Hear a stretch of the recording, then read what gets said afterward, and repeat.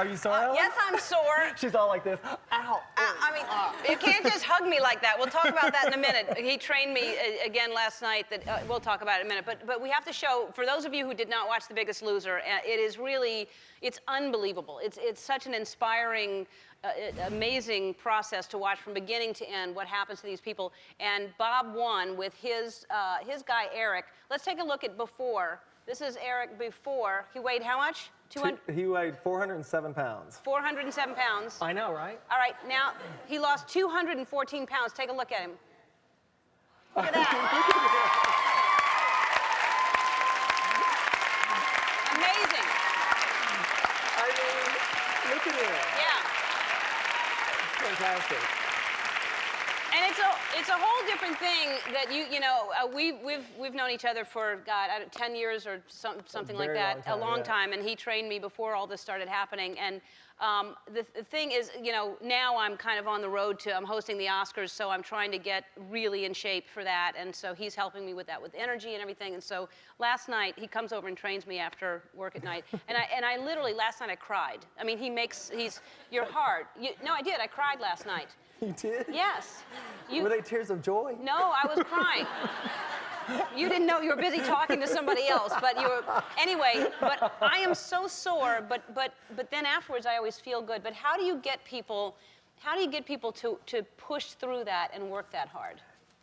You just get people feeling better about themselves, and I think that's the main thing I try to get people to do. You realize, just like with you, you're so fit and you do like working out, but when you get off track for a little while, it takes a lot to get that willpower back in, and God has given us free will, and you just like tap into that free will and go, okay, you know what? I am gonna make this change. I am gonna just like do what I can do today. And then just like you did, at the end of that workout, we're sitting on the sofa and you get out of the shower and you're like, you know what? I feel really good. And that's what you have to remember tomorrow. Tomorrow you gotta remember how you felt when you sat on the sofa. Yeah.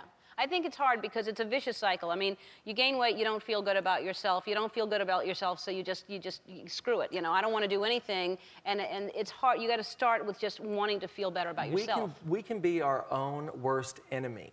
It's like I work with people all the time that are so great about taking care of everyone around them, but they don't know how to take care of themselves, and that's why I get them to reprioritize. I'm like, you have got to think about yourself right now, because when you really think about yourself and you take care of yourself, you're gonna have way more energy to give your kids, your boss, your husband, your wife, your girlfriend, or your boyfriend. Mm-hmm.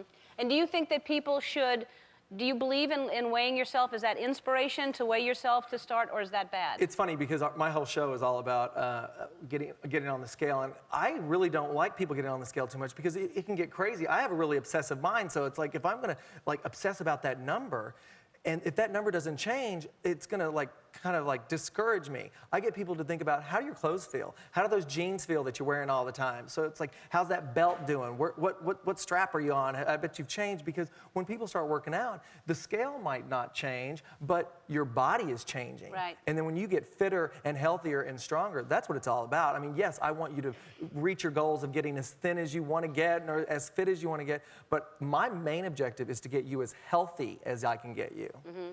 All right, we're going to take a break. When we come back, you're going to show, I'm not doing them, but you're going to show some exercises. I'm not doing them. You got to do that one push-up. I can't do that push-up. All right. She does the best push-ups. All right, so we'll be right back. We're back with Bob Harper, who is from The Biggest Loser and also my trainer. And Bob is going to be with us, if not every week, every other week, because he is training me, and you're going to watch the process from now until I host the Oscars, what he's doing with me. So you can actually do it along at home and watch what's going to happen. Look at this canvas. It's perfect. Which is, all right, so show people at home, because a lot of people at home don't have exercise equipment, and they're saying, how do I do this?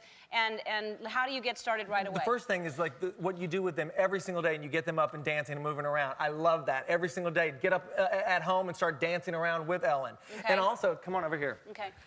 Even if you just stood right here and started just getting squats in, just nice and deep, you're working into your larger muscle groups. I know. Come on, you don't have to show me. do. I know. See? All right. Larger muscle groups. Okay. Now you want to do the push-up. They're not going to do those push-ups at home. If you got an hour to watch Ellen's show, I say try to do 15 push-ups throughout the whole hour. You got an hour to watch her show. Okay. Her, meaning you. Yes. Okay. 15 push-ups. 15 push-ups. All right. Good. So they'll do that. Yeah. You want to do one? Come on, just do one. Come on. Do one. Ready? Here we go. One more. I want to thank Jerry O'Connell and Bob Harper. Tomorrow, Subway Superman Wesley Austin will be here. See you then.